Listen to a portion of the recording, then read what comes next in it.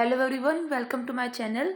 इस वीडियो में हम कक्षा 8 के इतिहास के चैप्टर 5 को समझेंगे। चलिए शुरू करते हैं। जब जनता बगावत करती है 1857 और उसके बाद। देखिए, अब तक हमने देखा कि जो ईस्ट इंडिया कंपनी की जो नीतियां थी और उन पर जो जनता का जो प्रभाव पड़ रहा था, इन नीतियों से राजाओं, रानियों, किसानों, जमींदारों, आदिवासियों, सिपाहियों सब पर तरह तरह से असर पड़ा। आप यह भी देख चुके हैं कि जो नीतियां और कार्रवाइयां जनता के हित में नहीं होती थी या जो उनकी भावनाओं को ठेस पहुंचाती थी, उनका लोग किस तरह विरोध करते थे। इस चित्र में एक में हम देख भी रहे हैं कि सिपाही और किसान विद्रोह के लिए ताकत जुटाते हुए यह विद्रोह 1857 में उत्तर भारत के मैदानों में फैल गया था। आगे चलते हैं कि नवाबों की छिनती सत्ता। 18वीं सदी के मध्य से ही राजाओं और नवाबों की ताकतें छिनने लगी। उनकी सत्ता और सम्मान दोनों खत्म होते जा रहे थे। बहुत सारे दरबारों में रेजिडेंट तैनात कर दिए गए थे। स्थानीय शासकों की स्वतंत्रता घटती जा रही थी। उनकी सेनाओं को भंग कर दिया गया था। उनकी राजस्व वसूली के अधिकार व इलाके एक एक करके छिन गए थे। देखिए, जो ईस्ट इंडिया कंपनी थी उसने अपनी सत्ता धीरे धीरे बढ़ा ली थी। वह राजाओं और नवाबों की जो ताकतें थी, उनका जो सम्मान था, उनके जो इलाके थे, उनके अधिकार थे, वो सब एक एक करके अलग अलग नीतियों से छीन रही थी। आगे चलते हैं कि बहुत सारे स्थानीय शासकों ने अपने हितों की रक्षा के लिए कंपनी के साथ बातचीत भी की। उदाहरण के लिए, झांसी की रानी लक्ष्मीबाई चाहती थी कि कंपनी उनके पति की मृत्यु के बाद उनके गोद लिए बेटे को राजा मान ले। पेशवा बाजीराव द्वितीय के दत्तक पुत्र नाना साहब ने भी कंपनी से आग्रह किया कि उनके पिता को जो पेंशन मिलती थी वह मृत्यु के बाद उन्हें मिलने लगे। अपनी श्रेष्ठता और सैनिक ताकत के नशे में चूर कंपनी ने इन निवेदनों को ठुकरा दिया। देखिए, कंपनी ने अलग अलग नीतियां, अलग अलग संधियां बना ली थी। अगर किसी राजा की बिना पुत्र वारिस किए मृत्यु हो जाती थी तो उसका जो सारा राज्य था वो कंपनी के अधीन हो जाता था। और इसी तरह जो रानी लक्ष्मीबाई थी, उन्होंने कंपनी से आग्रह किया था कि उनके जो गोद लिए पुत्र को राजा मान लिया जाए, लेकिन कंपनी ने ऐसा बिल्कुल भी नहीं किया। और ऐसा ही हुआ पेशवा बाजीराव द्वितीय के दत्तक पुत्र नाना साहब के साथ। उन्होंने कहा कि उनके पिता की जो पेंशन थी वो उनकी मृत्यु के बाद अब नाना साहब को मिलने लग जाए, लेकिन जो ताकत के जो नशे में ये जो कंपनी चूर थी, उन्होंने इन निवेदनों को ठुकरा दिया। आगे है कि अवध की रियासत अंग्रेजों के कब्जों में जाने वाली आखिरी रियासतों में से थी। 1801 में अवध पर एक सहायक संधि थोपी गई और 1856 में अंग्रेजों ने उसे अपने कब्जे में ले लिया। गवर्नर जनरल डलहौजी ने ऐलान कर दिया कि रियासत का शासन ठीक ढंग से नहीं चलाया जा रहा है, इसलिए शासन को दुरुस्त करने के लिए ब्रिटिश प्रभुत्व जरूरी है। देखिए, ऐसे ही उन्होंने अवध के साथ किया कि जो गवर्नर जनरल थे डलहौजी, उन्होंने ऐलान कर दिया कि इसका जो शासन था अवध का, वह सही ढंग से नहीं चलाया जा रहा था, इसलिए शासन को दुरुस्त करने के लिए ब्रिटिश का वहाँ पे राज करना जरूरी है। और उनके ऊपर भी एक सहायक संधि थोप दी गई और अंग्रेजों ने 1856 में अवध को अपने कब्जे में ले लिया। कंपनी ने मुगलों के शासन को खत्म करने की भी पूरी योजना बना ली थी। कंपनी द्वारा जारी किए गए सिक्कों पर से मुगल बादशाह का नाम हटा दिया गया। 1849 में गवर्नर जनरल डलहौजी ने ऐलान किया कि बहादुर शाह जफर की मृत्यु के बाद बादशाह के परिवार को लाल किले से निकालकर उसे दिल्ली में कहीं और बसाया जाएगा। 1856 में गवर्नर जनरल कैनिंग ने फैसला कि बहादुर शाह जफर अगले मुगल बादशाह होंगे। उनके मृत्यु के बाद उनके किसी भी वंशज को बादशाह नहीं माना जाएगा, उन्हें केवल राजकुमारों के रूप में मान्यता दी जाएगी। देखिए, धीरे धीरे कंपनी ने मुगलों का भी शासन खत्म करने की पूरी योजना बना ली थी। कंपनी ने जो सिक्के जारी किए थे उस पर मुगल बादशाह का नाम भी हटा दिया गया था। 1849 में गवर्नर जनरल डलहौजी ने ऐलान भी कर दिया था कि बहादुर शाह जफर की मृत्यु के बाद उनके किसी भी परिवार के सदस्य को राजा या बादशाह नहीं माना जाएगा, उनको लाल किले में भी रहने नहीं दिया जाएगा और उनको दिल्ली में कहीं और ही घर बसाया जाएगा। फिर 1856 में गवर्नर जनरल हुए जो कैनिंग थे, उन्होंने फैसला किया कि जो बहादुर शाह जफर हैं वो आखिरी मुगल बादशाह होंगे, उनके बाद किसी भी वंशज को बादशाह नहीं माना जाएगा, उनको केवल राजकुमार की मान्यता दी जाएगी। आगे है किसान और सिपाही। गांव में किसान और जमींदार भारी भरकम लगान और कर वसूली के सख्त तौर तरीकों से परेशान थे। बहुत सारे लोग महाजनों से कर्ज नहीं लौटा पा रहे थे। इसके कारण उनकी पीढ़ियां पुराने जमीनों हाथ से निकलती जा रही थी। देखिए, गांव में भी बहुत हालात अच्छे नहीं थे। वहाँ पे जो किसान थे और जो जमींदार थे वो उनको भारी भरकम लगान चुकाना पड़ रहा था, और जिसके लिए उन्होंने महाजनों से कर्ज भी ले लिया था। लेकिन कर्ज इतना भारी था, लगान इतना ज़्यादा था कि वो चुका नहीं पा रहे थे दोबारा, और उनकी पीढ़ियां थी वो उनकी पुरानी जमीनें हाथ से खो रही थी। कंपनी के तहत काम करने वाले भारतीय सिपाहियों के असंतोष की अपनी वजह थी। वे अपने वेतन भत्तों और सेवा शर्तों के साथ परेशान थे। कई कई नए नियम उनकी धार्मिक भावनाओं और आस्थाओं को ठेस पहुंचाते थे। क्या आप जानते हैं कि उस जमाने में बहुत सारे लोग समुद्र पार जाना नहीं चाहते थे। उन्हें लगता था कि समुद्र यात्रा से उनका धर्म और जाति भ्रष्ट हो जाएंगे। जब 1824 में सिपाहियों को कंपनी की ओर से लड़ने के लिए समुद्र के रास्ते बर्मा जाने का आदेश मिला तो उन्होंने इस हुक्म को मानने से इनकार कर दिया। उन्हें जमीन के रास्ते से जाने में ऐतराज नहीं था। सरकार का हुक्म न मानने के कारण उन्हें सख्त सजा दी गई। क्योंकि यह मुद्दा अभी खत्म नहीं हुआ था, इसलिए 1856 में कंपनी को एक नया कानून बनाना पड़ा।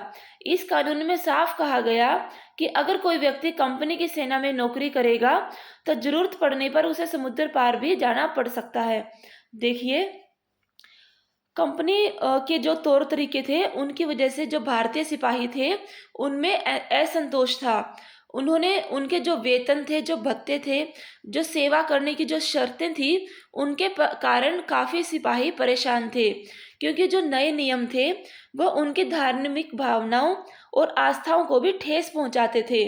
बहुत सारे लोग उस समय समुद्र को पार करना अपना जाति और धर्म को भ्रष्ट करना समझते थे। 1824 में जब कंपनी को उनके सिपाहियों को बर्मा जाने का आदेश मिला तो सिपाहियों ने वहां जाने से मना कर दिया। उन्हें जमीन के रास्ते में वहां जाने से कोई ऐतराज नहीं था। तो अगर जिन सिपाहियों ने ऐसा नहीं माना उन्हें सख्त सजा भी दी गई।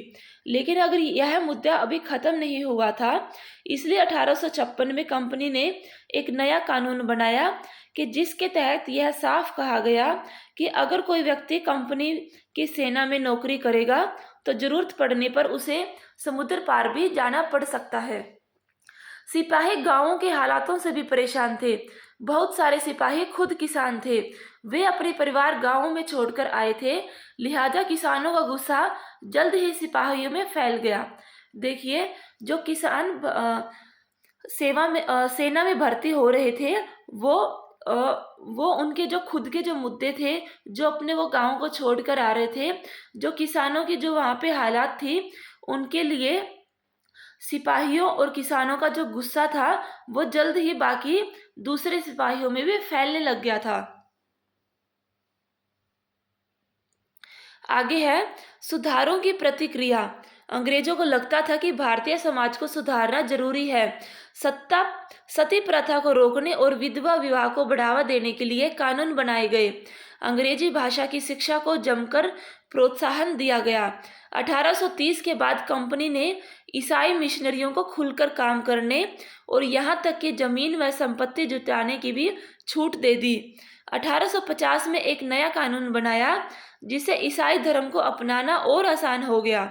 इस कानून में प्रावधान किया गया कि अगर कोई भारतीय व्यक्ति ईसाई धर्म अपनाता है तो भी पुरखों की संपत्ति पर उसका अधिकार पहले जैसा ही होगा।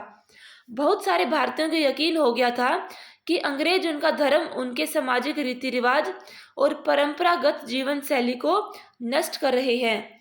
दूसरी तरफ ऐसे भारतीय भी थे जो मौजूदा सामाजिक व्यवस्था में बदलाव चाहते थे। इन सुधारकों और उनके सुधार आंदोलनों के बारे में आप अध्याय 7 में पढ़ेंगे। देखिए, धीरे धीरे जो अंग्रेज थे उन्होंने सुधारों की प्रतिक्रिया शुरू कर दी। उनको लगता था कि भारतीय समाज में सुधार लाना बहुत ही जरूरी है, क्योंकि वहाँ पर सती प्रथा थी और विधवा विवाह को बढ़ावा देने के लिए उन्होंने नए नए कानून बनाए। अंग्रेजी शिक्षा भाषा की जो शिक्षा थी उसको भी काफ़ी प्रोत्साहित किया। 1830 में कंपनी ने मिशनरियों को खुलकर काम करने दिया। जमीन व संपत्ति को जुटाने की भी छूट दे दी गई। 1850 में एक नया कानून बनाया जिसके तहत अगर किसी को ईसाई धर्म अपनाना था तो वो और भी आसान हो गया। और इस कानून में प्रावधान था कि अगर कोई भारतीय व्यक्ति ईसाई धर्म को अपनाता है तो जो उनके पुरखों की जो संपत्ति थी उस पर उसका अधिकार पहले जैसा ही होगा। बहुत सारे भारतीयों को यकीन हो गया था कि अंग्रेज उनका धर्म, उनके रीति रिवाज, उनकी सामाजिक और परंपरागत जीवन शैली को नष्ट कर रहे हैं। दूसरी तरफ ऐसे भारतीय भी थे जो उस समय की जो सामाजिक व्यवस्था थी वहाँ पे बदलाव चाहते थे। उनको सती प्रथा या विधवा के साथ जो भी अन्याय होते थे और जो तरह तरह के जो सामाजिक में भेदभाव थे उनको उसमें सुधार लाना था। आगे है कि जनता की नज़र से उस जमाने में लोग अंग्रेज शासन के बारे में क्या सोच रहे थे, इसका जायजा लेने के लिए आप स्रोत 1 और 2 को पढ़े। देखिए 84 नियमों की सूची। यहाँ महाराष्ट्र के एक गांव में रहने वाले ब्राह्मण विष्णु भट्ट गोडसे द्वारा लिखित पुस्तक माझा प्रसाव के कुछ अंश दिए गए हैं। विष्णु भट्ट और उनके चाचा मथुरा में आयोजित किए गए एक यज्ञ में भाग लेने के लिए निकले थे। विष्णु भट्ट लिखते हैं कि रास्ते में उनकी मुलाकात कुछ सिपाहियों से हुई जिन्होंने उन्हें सलाह दी कि वह वापस लौट जाएं, क्योंकि 3 दिन के भीतर चारों तरफ कोहरम मच जाएगा। सिपाहियों ने जो कहा वह इस प्रकार था। अंग्रेज सरकार हिंदुओं और मुसलमानों के धर्म को नष्ट करने पर आमदा है। उन्होंने 84 नियमों की एक सूची बनाई है और कलकत्ता में सारे राजाओं और राजकुमारों की मौजूदगी में उसका ऐलान कर दिया है। उन्होंने सिपाहियों ने बताया कि राजा इन नियमों को मानने के लिए तैयार नहीं है। उन्होंने अंग्रेजों को घातक परिणामों की चेतावनी दी है। राजाओं ने कहा है कि अगर ये नियम लागू किए गए तो भारी उथल पुथल मच जाएगी, कि राजा भारी गुस्से में अपनी राजधानियों को लौट रहे हैं। तमाम बड़े लोग योजनाएं बना रहे हैं। धर्म युद्ध के लिए तारीख तय कर ली थी और मेरठ छावनी से एक गुप्त योजना तैयार करके विभिन्न छावनियों में भेज दी गई थी। जल्द ही हर टुकड़ी में उत्तेजना छा गई। उस दौर की एक और झलक सूबेदार सीताराम पांडे के संस्मरणों में मिलती है। सीताराम पांडे को 1812 में बंगाल नेटिव आर्मी के सिपाही के तौर में भर्ती किया गया। उन्होंने 48 साल तक नौकरी की और 1807 में वे सेवानिवृत्त हुए। उन्होंने बगावत को दबाने में अंग्रेजों की मदद की।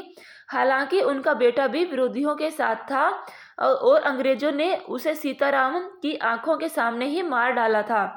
अपनी सेवानिवृत्ति के बाद उनके कमान अफसर नौरगढ़ ने उन्हें अपने संस्मरण लिखने के लिए प्रेरित किया। सीताराम ने 1861 में अवधी भाषा में अपने संस्मरण लिखे, जिनका नारगेट ने अंग्रेजी में अनुवाद किया। फ्रॉम सिपोय टू सिपोदोर, सिपाही से सूबेदार तक के नाम से प्रकाशित करवाया। सीताराम पांडे के संस्मरण में एक अंश इस प्रकार था कि देखिए दूसरा जो ये जो पाठ है उसकी जो ये उदाहरण है वो एक सीताराम नामक एक पांडे जी का है। वो सिपाही से सूबेदार बन गए और उन्होंने 48 साल तक नौकरी की और उसके बाद वो सेवानिवृत्त हो गए। इसी दौरान बगावत के दौरान उनके बेटे को अंग्रेजों ने उनके सामने ही मार डाला था। सेवानिवृत्ति के बाद जो वहाँ के अफसर थे नौरगेट, उन्होंने उनको लिखने के लिए प्रेरित किया और उन्होंने सिपाही से सूबेदार नामक एक किताब भी लिखी। उन्होंने लिखा कि मेरा मानना है कि अवध पर हुए कब्जे से सिपाही के भीतर गहरा अविश्वास भर गया था और वे सरकार के खिलाफ साजिशें रचने लगे थे। अवध के नवाब और दिल्ली बादशाह के नुमाइंदों को सेना की नब्ज जानने के लिए पूरे भारत में भेज दिया गया। उन्होंने सिपाहियों की भावनाओं को और हवा दी। उन्होंने सिपाहियों को बताया कि विदेशियों ने बादशाह के साथ कितना बड़ा धोखा किया है। उन्होंने 1000 झूठ गढ़ डाले और सिपाहियों को अपने मालिकों अंग्रेजों के खिलाफ बगावत करने के लिए उकसाया ताकि दिल्ली में बादशाह को दोबारा गद्दी पर बिठाया जा सके। उनकी दलील थी कि अगर सिपाही मिलकर काम करें और इन सुझावों पर अमल करें तो सेना ऐसा कर सकती है। चित्र 3, मेरठ में विद्रोही सिपाही अफसर पर हमला करते हैं, उनके घरों में घुस जाते हैं और इमारतों को आग लगा देते हैं। देखिए, जो सीताराम पांडे जी थे, उन्होंने उनके जो संस्मरण थे उनमें जो कुछ ऐसा लिखा था कि जब अवध पर कब्जा हुआ तो सिपाहियों में गहरा अविश्वास भर गया। उन्होंने सरकार के खिलाफ साजिशें शुरू कर दी। उन्होंने पूरे भारत में सिपाहियों की भावनाओं को और हवा दे दी और जगह जगह नुमाइंदे भेजे।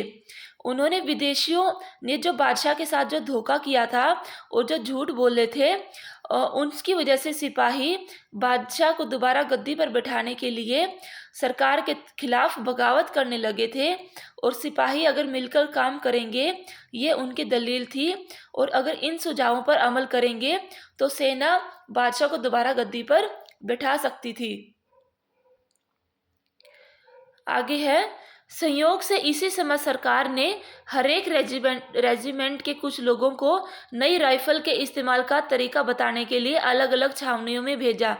इन लोगों ने कुछ समय तक सिपाहियों को प्रशिक्षण दिया। इसी दौरान न जाने कहां से यह खबर फैल गई कि इन राइफलों में इस्तेमाल होने वाले कारतूसों पर गाय और सूअर की चर्बी का लेप चढ़ाया गया है। हमारे रेजिमेंट के लोग दूसरे लोगों को लिखकर यह खबर भेजने लगे कि जल्द ही हर एक रेजिमेंट में उत्तेजना का माहौल बन गया। कुछ लोगों ने कहा कि उनके 40 साल की नौकरी में सरकार ने उनके मजहब को चोट पहुंचाने के लिए कभी कुछ नहीं किया था, लेकिन जैसा कि मैंने पहले ही जिक्र किया, अवध पर कब्जे के कारण सिपाही पहले ही गुस्से में थे। स्वार्थी लोगों ने फौरन यह कहानी गढ़ दी थी कि अंग्रेज तो सबको ईसाई बनाना चाहते हैं, इसलिए उन्होंने ऐसे कारतूस तैयार किए हैं ताकि उन्हें इस्तेमाल करने से मुसलमान और हिंदू दोनों ही भ्रष्ट हो जाएं।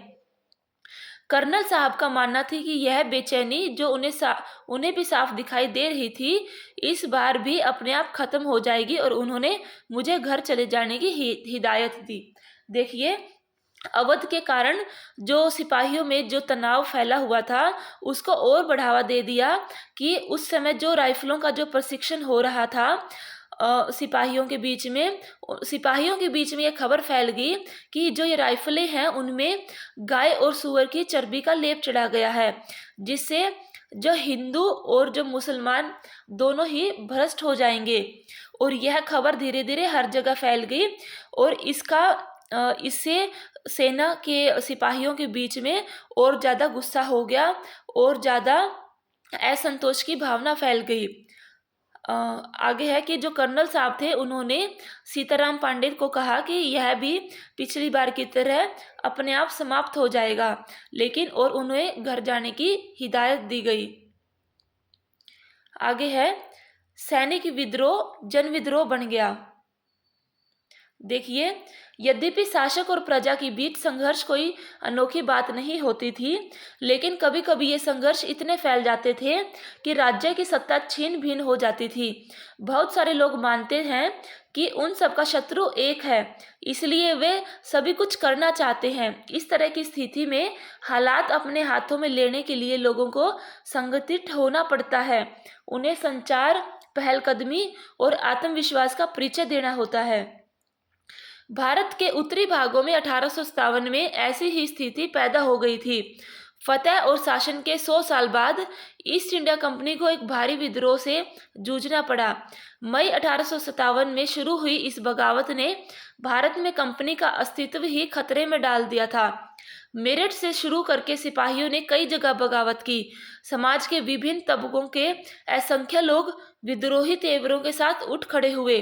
कुछ लोग मानते हैं कि 19वीं सदी में उपनिवेशवाद के खिलाफ दुनिया भर में यह सबसे बड़ा सशस्त्र संघर्ष था। देखिए, जो सैनिकों का विद्रोह था वो अब आम आदमियों का विद्रोह बन गया था। और जो 1857 की जो स्थिति थी वो भी कुछ ऐसी ही थी। 100 साल के राज्य के बाद, शासन के बाद ईस्ट इंडिया कंपनी को एक भारी विद्रोह का सामना करना पड़ेगा था, क्योंकि ये जो राइफलों में जो कारतूस था, जो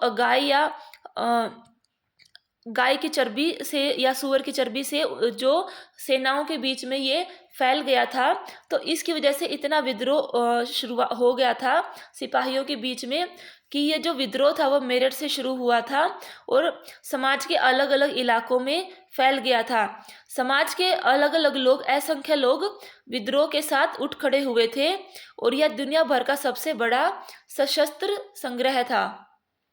संघर्ष था। आगे है मेरठ से दिल्ली तक। 19 मार्च 1857 को युवा सिपाही मंगल पांडे को बैरकपुर में अपने अफसरों पर हमला करने के आरोप में फांसी पर लटका दिया गया। चंद दिन बाद मेरठ में तैनात कुछ सिपाहियों के नए कारतूसों के साथ फौजी अभ्यास करने से इनकार कर दिया।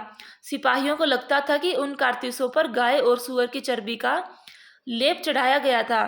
85 सिपाहियों को नौकरी से निकाल दिया गया। उन्हें अपने अफसरों का हुक्म न मानने के आरोप में 10-10 साल की सजा दी गई। यह 9 मई 1857 की बात है। देखिए, 1857 में मंगल पांडे को बैरकपुर में अपने अफसरों पर हमला करने के आरोप में फांसी पर लटका दिया। कुछ दिनों बाद मेरठ में जो सिपाही थे उन्होंने नई कारतूसों के साथ फौजी अभ्यास करने के लिए मना कर दिया गया था, क्योंकि उनको लगता था कि उनके जो कारतूस है उसमें गाय और सूअर की चर्बी का लेप चढ़ाया गया है और इससे उनका धर्म भ्रष्ट हो रहा है। इस वजह से 85 सिपाहियों को नौकरी से निकाल दिया गया और अफसरों का हुक्म न मानने के लिए 10-10 साल की सजा दी गई। आगे है कि मेरठ में तैनात दूसरे भारतीय सिपाहियों की प्रतिक्रिया बहुत जबरदस्त रही। 10 मई को सिपाहियों ने मेरठ की जेल पर धावा बोलकर वहां बंद सिपाहियों को आज़ाद करा लिया। उन्होंने अंग्रेज अफसरों पर हमला करके उन्हें मार डाला, उन्हें बंदूक और हथियार कब्जे में ले लिए और अंग्रेजों की इमारतों व संपत्तियों के आग के हवाले कर दिया। उन्होंने फिरंगियों के खिलाफ युद्ध का ऐलान कर दिया। सिपाही पूरे देश में अंग्रेजों के शासन को खत्म करने पर आमदा थे, लेकिन सवाल यह था कि अंग्रेजों के जाने के बाद देश का शासन कौन चलाएगा। सिपाहियों ने इसका भी जवाब ढूंढ लिया था। वे मुगल सम्राट बहादुर शाह जफर को देश का सौंपना चाहते थे। देखिए, जो मेरठ में जो सिपाही थे उनकी प्रतिक्रिया बहुत ही जबरदस्त रही। उन्होंने मेरठ की जेल पर धावा बोल दिया और जो वहाँ पर जो सिपाही थे जो कैद हो रखे थे उनको आज़ाद करवा लिया। उन्होंने अंग्रेजी अफसरों पर हमला करके उन्हें मार डाला। उनकी बंदूकें और जो हथियार थे वो अपने कब्जे में ले लिए। अंग्रेजों की जो इमारतें थी और वो जो संपत्तियां थी उनको आग के हवाले कर दिया।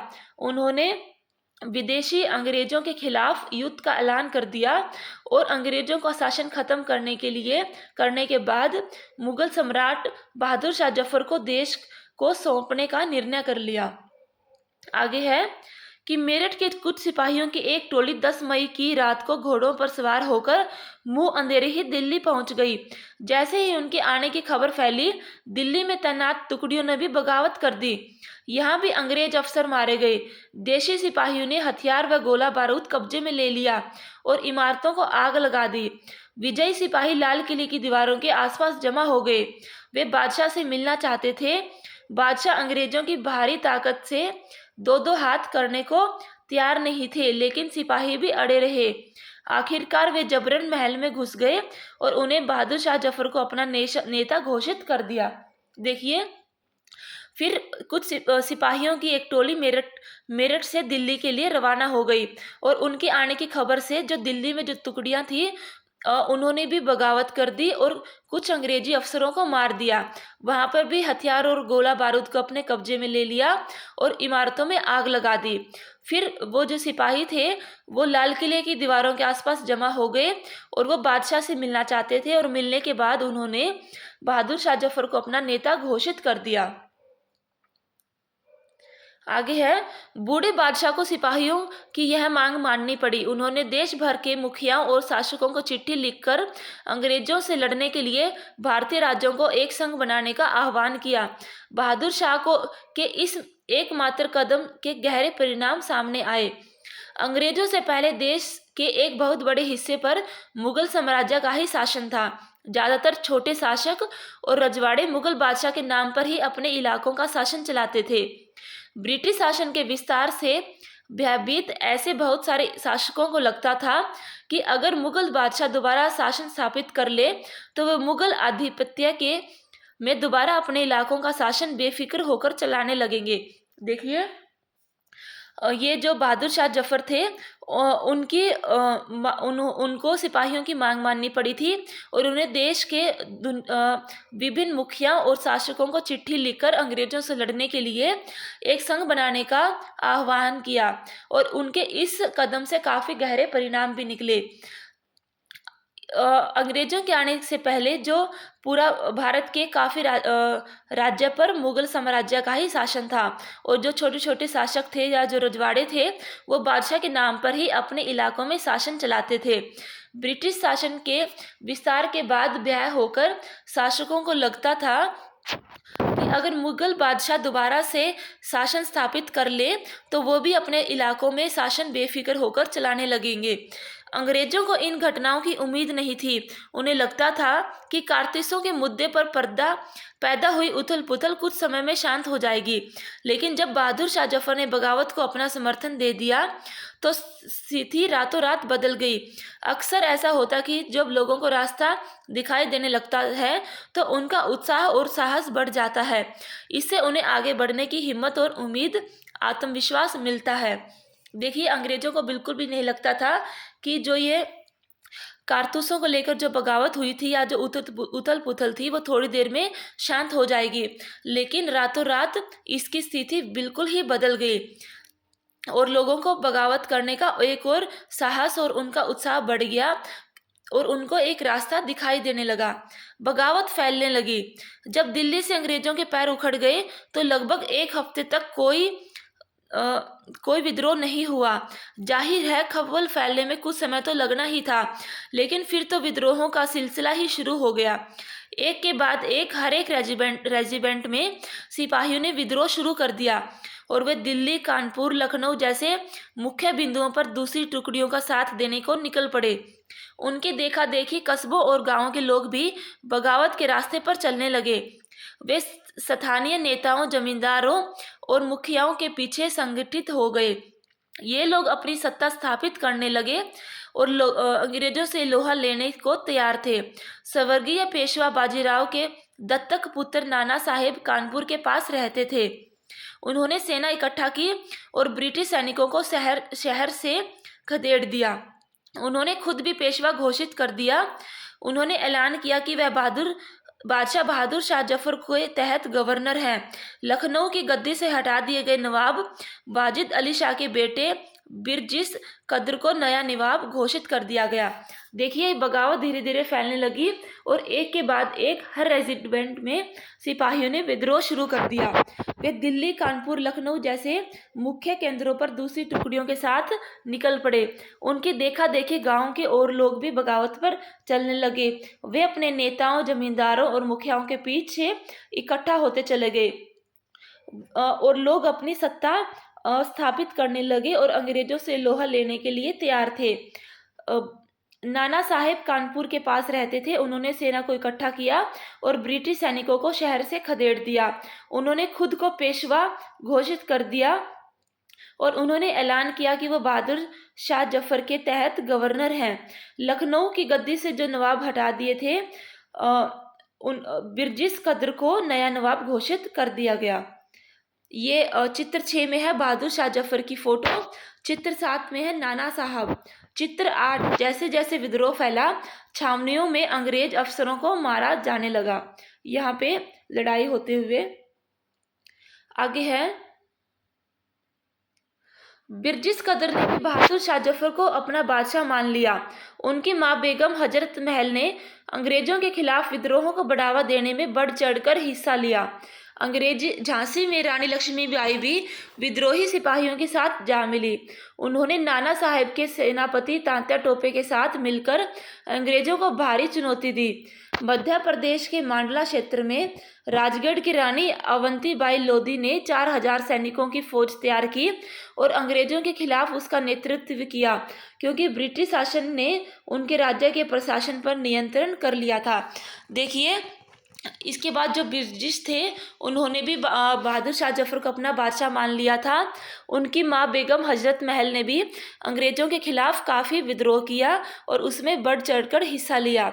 झांसी में रानी लक्ष्मीबाई ने भी विद्रोही सिपाहियों के साथ मिलकर अंग्रेजों के खिलाफ विरोध किया और इसी प्रकार नाना साहब के जो सेनापति तात्या टोपे थे उनके साथ मिलकर अंग्रेजों को भारी चुनौती दी। मध्य प्रदेश के मांडला क्षेत्र में रानी अवंतीबाई ने 4000 सैनिकों की फौज तैयार की और अंग्रेजों के खिलाफ नेतृत्व किया, क्योंकि उनके जो राज्य थे उन पर भी ब्रिटिश शासन ने अधिकार कर लिया था। आगे है, विद्रोही टुकड़ियों के सामने अंग्रेजों की संख्या बहुत कम थी। बहुत सारे मोर्चों पर उनकी जबरदस्त हार हुई। इससे लोगों को यकीन हो गया था कि अब अंग्रेजों का शासन खत्म हो चुका है। इस बात लोगों को विद्रोह में कूद पड़ने का गहरा आत्मविश्वास फैल गया। खासतौर से अवध के इलाकों में चौतरफा बगावत की स्थिति थी। 6 अगस्त 1857 को लेफ्टिनेंट कर्नल टाइटलर ने अपने कमांड इन चीफ को टेलीग्राम भेजा, जिसमें उसने अंग्रेजों के भय को व्यक्त किया था। हमारे लोग विरोधियों की संख्या और लगातार लड़ाई से थक गए हैं। एक एक गांव हमारे खिलाफ है, जमींदार भी हमारे खिलाफ खड़े हैं। देखिए, जो विद्रोह की जो टुकड़ियां थी उनके सामने अंग्रेजों की संख्या बहुत कम थी और बहुत जगह उनको हार का सामना झेलना पड़ा। अब सबको लगने लग गया था कि अंग्रेजों का शासन खत्म होने वाला है। फिर लेफ्टिनेंट कर्नल ने अपने कमांडर इन चीफ को टेलीग्राम भेजा कि हमारे सामने जो विद्रोही लोग हैं उनकी संख्या बहुत ज़्यादा है और लगातार लड़ाई करते करते अंग्रेज थक गए हैं। एक एक गांव उनके खिलाफ है और अब तो जमींदार भी उनके खिलाफ खड़े हो गए हैं। इसी दौरान बहुत सारे महत्वपूर्ण नेता सामने आए। उदाहरण के लिए फैजाबाद के मौलवी अहमदुल्ला शाह ने भविष्यवाणी कर दी थी कि अंग्रेजों का शासन जल्द ही खत्म हो जाएगा। वे समझ चुके थे कि जनता क्या चाहती है। इसी आधार पर उन्होंने अपने समर्थकों की एक विशाल संख्या जुटा ली। अपने समर्थकों के साथ वे भी अंग्रेजों से लड़ने लखनऊ जा पहुंचे। दिल्ली में अंग्रेजों का सफाया करने के लिए बहुत सारे गाजी यानी धर्म योद्धा इकट्ठा हो गए। बरेली के सिपाही बकत खान ने लड़ाकों की एक विशाल टुकड़ी के साथ दिल्ली की ओर कूच कर दिया। वह इस बगावत में एक मुख्य व्यक्ति साबित हुए। बिहार के एक पुराने जमींदार कुंवर सिंह ने भी विद्रोही सिपाहियों का साथ दिया और महीनों तक अंग्रेजों से लड़ाई लड़ी। तमाम इलाकों के नेता और लड़ाके इस युद्ध में हिस्सा ले रहे थे। देखिए, ये जो विद्रोह हो रहा था उसमें महत्वपूर्ण नेता सामने आए। उनमें एक थे फैजाबाद के मौलवी अब्दुल्ला शाह। उन्होंने भविष्यवाणी भी कर दी थी कि अब जल्द ही अंग्रेजों का शासन वो खत्म हो जाएगा। उसके बाद धीरे धीरे जो समर्थक थे वे लखनऊ भी पहुंच गए। भारत के अलग अलग हिस्सों में वो जाने लगे। बरेली के जो सिपाही थे बख्त खान ने, उन्होंने भी लड़ाकों के साथ एक विशाल टुकड़ी दिल्ली की ओर कूच कर दी। वे इस बगावत में एक मुख्य व्यक्ति साबित हुए। और बिहार के एक पुराने जमींदार थे कुंवर सिंह भी, वे भी विद्रोही सिपाहियों के साथ उन्होंने काफ़ी साथ दिया और अंग्रेजों के साथ लड़ाई लड़ी। चित्र 10 में है वीर कुंवर सिंह जी। चित्र 9 में है रानी लक्ष्मीबाई। चित्र 11 ब्रिटिश टुकड़ियों पर हमला करती हैं जिन्होंने दिल्ली के लाल किले और सलीमगढ़ किले पर कब्जा किया हुआ था। आगे है, कंपनी का पलटवार। इस उथल पुथल के बावजूद अंग्रेजों में हिम्मत नहीं छोड़ी। कंपनी ने अपनी पूरी ताकत लगाकर विद्रोह को कुचलने का फैसला किया। उन्होंने इंग्लैंड से और फौजें मंगवाई, विद्रोहियों को जल्दी सजा देने के लिए नए कानून बनाए और विद्रोह के मुख्य केंद्रों पर धावा बोल दिया। सितंबर 1857 में दिल्ली दोबारा अंग्रेजों के कब्जे में आ गई। अंतिम मुगल बहादुर शाह जफर पर मुकदमा चला गया और उन्हें आजीवन कारावास की सजा दी गई। उनके बेटों को उनकी आंखों के सामने गोली मार दी गई। बहादुर शाह और उनकी पत्नी बेगम जीनत महल को अक्टूबर 1858 में रंगून जेल में भेज दिया गया। इसी जेल में नवंबर 1862 में बहादुर शाह जफर ने अंतिम सांस ली। देखिए, जो कंपनी थी, जो अंग्रेज थे, वो बिल्कुल भी हारे नहीं थे और उन्होंने अपनी हिम्मत नहीं छोड़ी थी। उन्होंने अपनी पूरी ताकत लगा दी और बाहर से, इंग्लैंड से भी फौजें मंगवाई और धीरे धीरे उन्होंने विद्रोह को जल्द से जल्द सजा देने के लिए नए नए कानून बनाए और धीरे धीरे सितंबर 1857 में लड़ते लड़ते दिल्ली दोबारा से अंग्रेजों के कब्जे में आ गई। अंतिम जो मुगल थे बहादुर शाह जफर, उनके ऊपर मुकदमा चलाया गया और उन्हें आजीवन कारावास की सजा सुनाई दी गई।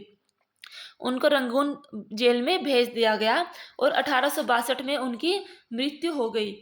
दिल्ली पर अंग्रेजों का कब्जा हो जाने के बाद का मतलब यह नहीं था कि विद्रोह खत्म हो चुका था। इसके बाद भी लोग अंग्रेजों से टक्कर लेते रहे। व्यापक बगावत की विशाल ताकत को कुचलने के लिए अंग्रेजों को अगले 2 साल तक लड़ाई लड़नी पड़ी। देखिए, ऐसा नहीं है कि दिल्ली पर कब्जा करने के बाद जो विद्रोह था वो खत्म हो गया था। लगभग 2 साल का समय लगा कि जो बगावत की जो ताकत थी उसको कुचलने के लिए। आगे है कि मार्च 1858 में लखनऊ अंग्रेजों के कब्जे में चला गया।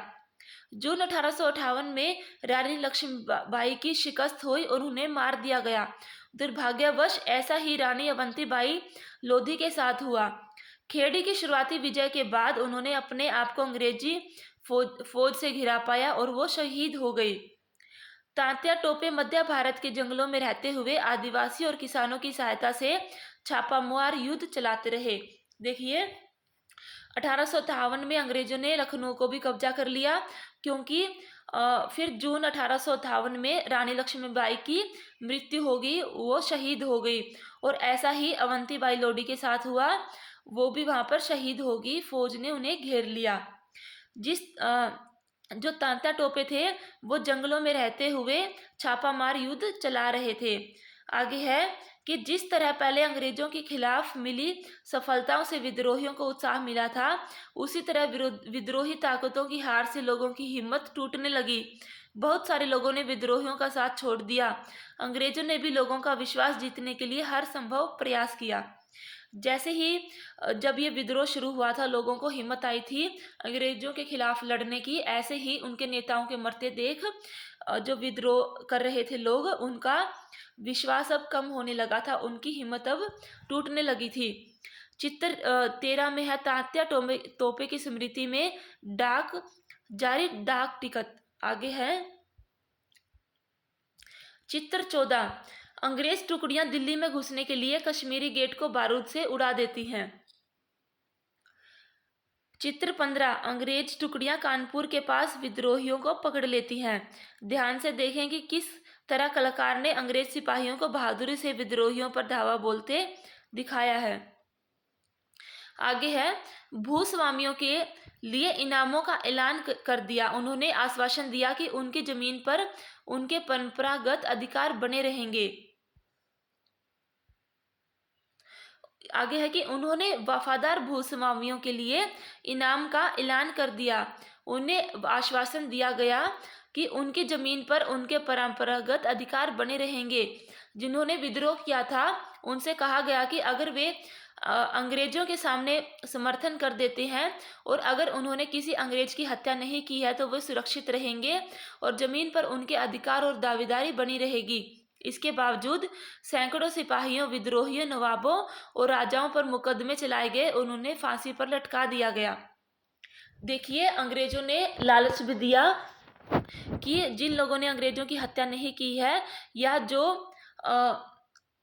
जो उनका समर्थन, अंग्रेजों का समर्थन कर देंगे तो उनको इनाम भी दिया जाएगा और उनकी जो ज़मीन है उन पर उनके अधिकार भी बने रहेंगे।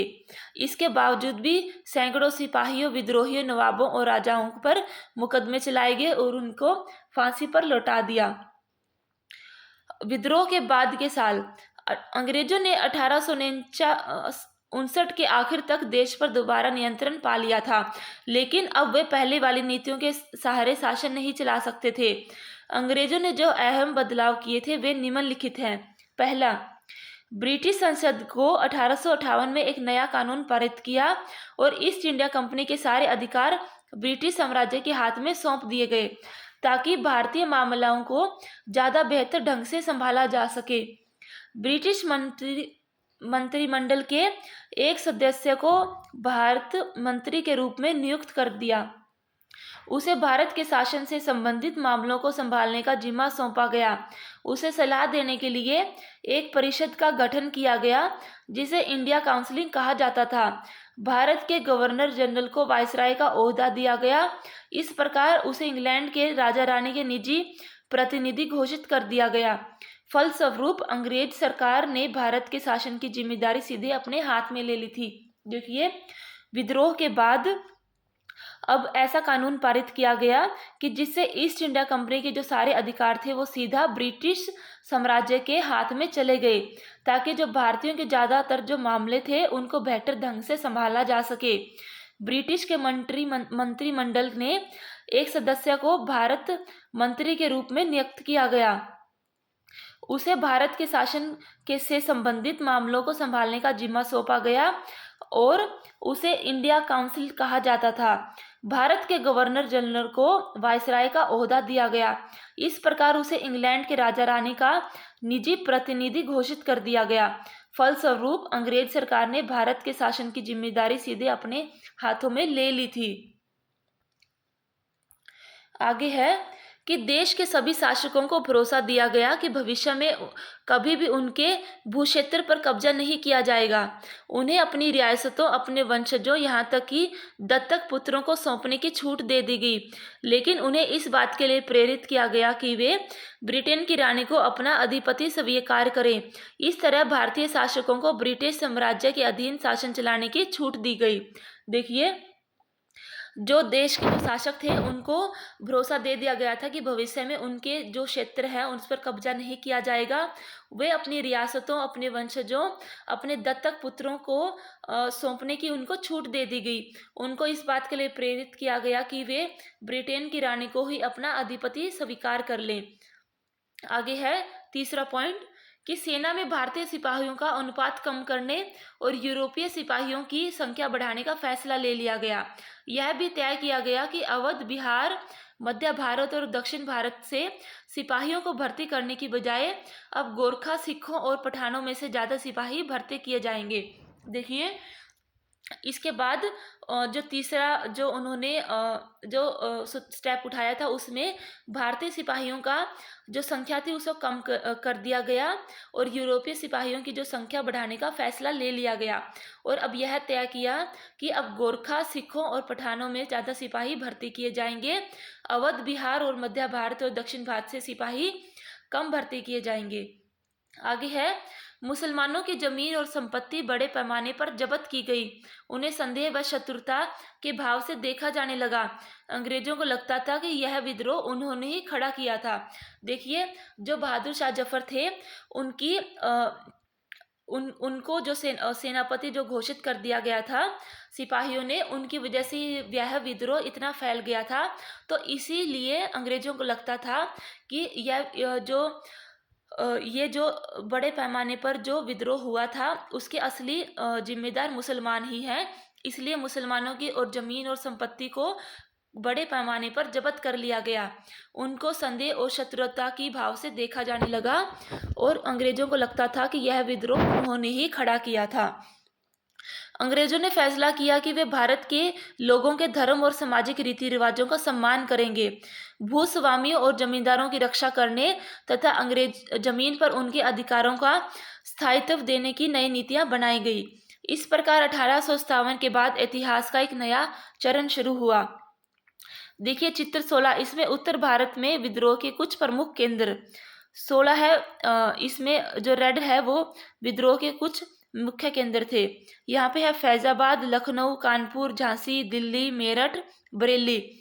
यहाँ पे ये मुख्य केंद्र थे और जो बाकी जगह थी वहाँ पे केंद्र तो थे विद्रोह के। आगे है खुर्दा संग्राम एक केस स्टडी।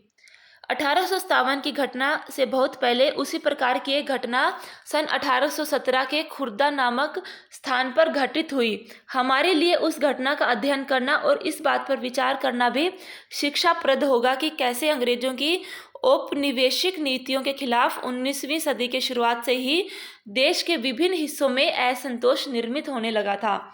खुर्दा, जो कि उड़ीसा के दक्षिण पूर्वी भाग में स्थित एक छोटा राज्य था, वह 19वीं शताब्दी के शुरुआत में 105 गढ़ों, जिनमें 60 बड़े और 1109 छोटे गांव सम्मिलित थे, एक जनबहुल उपजाऊ क्षेत्र था। इसके शासक राजा वीर किशोर देव को सब अधिकृत 4 परगनाओं को और जगन्नाथ मंदिर के संचालन अधिकार समेत 14 गढ़ जातों के प्रशासकीय उत्तरदायित्व को पूर्व में दबाव में आकर मराठों को सौंप देना पड़ा था। उनके पुत्र तथा उत्तराधिकारी मुकुंद देव इस दुर्दशा से विचलित थे। अतः अंग्रेजों और मराठों के बीच जारी संघर्ष में अपने लिए एक मौका देखते हुए उन्होंने अपने खोए क्षेत्रों तथा जगन्नाथ मंदिर की देखरेख से संबंधित अधिकारों को पुनः प्राप्ति हेतु अंग्रेजों के साथ सलाह मशवरा शुरू कर दिया। परंतु 1803 में ओडिशा को अपने कब्जे में लेने के बाद अंग्रेजों ने उन्हें इन दोनों मुद्दों में से किसी पर भी सकारात्मक कार्यवाही करने की दिशा में कोई रुचि नहीं दिखाई। परिणामतः ओडिशा के दूसरे सामंत राजाओं के साथ मिलकर तथा मराठाओं के गुप्त समर्थन से उन्होंने जबरन अपने अधिकारों को लागू करने का प्रयास किया। इसकी वजह से उन्हें अपने पद से विस्थापित होना पड़ा तथा अंग्रेजों ने उनके राज्य को अपने में मिला लिया। सांत्वना के रूप में एक नियमित अनुदान के साथ, जो कि उनकी पूर्व भूसंपत्ति के राजस्व का मात्र 1/10 था, अंग्रेजों ने उन्हें जगन्नाथ मंदिर की देख रेख का दायित्व दिया और उनका निवास पुरी में निश्चित कर दिया। इस अनैतिक व्यवस्था से उड़ीसा में दमनकारी विद्रोही विदेशी शासन के एक ऐसे युग का प्रारंभ हुआ जिसे 1817 में एक गंभीर सशस्त्र संग्राम का मार्ग प्रशस्त किया। खुर्दा को अपने अधीन करने के तुरंत बाद अंग्रेजों ने राजस्व निर्मित जमीन पर कर लगाने की नीति अपनाई। इसमें राज्य के पूर्व सैनिक, जिन्हें पाइक के नाम से जाना जाता था, उनका जीवन बुरी तरह से प्रभावित हुआ। इस नीति के भयावहता राजस्व की मांग में अनुचित वृद्धि और इस संग्रह के दमनकारी तरीकों से और बढ़ गई थी। इस कार्यवाही के फलस्वरूप 1805 और 1817 के बीच में खुर्दा से बड़े पैमाने पर लोग जमीन छोड़कर चले गए। फिर भी अंग्रेजों ने अस्थायी बंदोबस्त के तहत राजस्व भुगतान की नीति को चालू रखा, जिससे जमीन की उपजाऊ क्षमता तथा रैयतों की भुगतान की क्षमता की अनदेखी करते हुए हर वर्ष राजस्व को मांगों में वृद्धि की गई। यहाँ तक कि प्राकृतिक आपदाओं की समस्या के समय में भी कोई उदारता नहीं दिखाई दी, जबकि ओडिशा में ऐसी आपदाएं अक्सर आती रहती थी। बकायेदारों की जमीन को षड्यंत्रकारी राजस्व अधिकारों का या फिर बंगाल के सट्टेबाजों को बेच दिया गया। खुर्दा के विस्थापित राजा का वंशानुगत सेनानायक जगबंधु विद्याधर महापात्र भरमभर राय, जिन्हें लोग बक्सी जगबंधु के नाम से जानते थे, वह ऐसे बेदखल हुए जमींदारों में से एक थे। व्यवहारिक रूप से वे भिखारी बन गए थे। अपने पैसे जैसे जमीन के बेदखल हुए लोगों की ओर संघर्ष करने का निश्चय करने से पूर्व प्राय 2 साल तक उन्होंने खुर्दा के लोगों को स्वैच्छिक दान से अपना गुजारा किया। बीते हुए वर्ष के साथ साथ जो तकलीफें इन शिकायतों के साथ जुड़ गई थी, वे थी कि अंग्रेज द्वारा इस क्षेत्र में चांदी के सिक्कों का प्रचलन, इस नई मुद्रा में राजस्व के भुगतान पर जोर देना, खाद्य सामग्री की कीमतों में अभूतपूर्व वृद्धि और नमक की आपूर्ति की कमी, जो कि कंपनी के एक अधिकार नीति के चलते लगभग दुर्बल हो गया था, जिसके कारण उड़ीसा के पारंपरिक रूप से नमक बनाने वाले इस काम से वंचित हो गए थे। स्थानीय जमींदारों की कलकत्ता में नीलामी, जिसके कारण उड़ीसा ने भी स्थिति को और दुष्कर कर दिया था, जिसके चलते होने वाले सशस्त्र संग्राम ने और भयावह आकार धारण कर लिया था। देखिए, जो खुर्दा संग्राम था, इसमें अंग्रेजों ने काफ़ी अपनी नीतियाँ थी कि उन्होंने नमक पर शासन कर लिया था, भारी कर लगा दिए थे, चांदी के सिक्कों का प्रचलन कर दिया था और उन्होंने जो वहाँ के जो नवाब थे, राजा थे, उनकी जो मांगे थी उनको बिल्कुल भी पूरा नहीं किया था। इससे इनकी जो उड़ीसा की जो स्थिति थी वो बहुत ज़्यादा भयंकर होती जा रही थी और लोगों के बीच में धीरे धीरे विद्रोह फैलने लग गया था। आगे है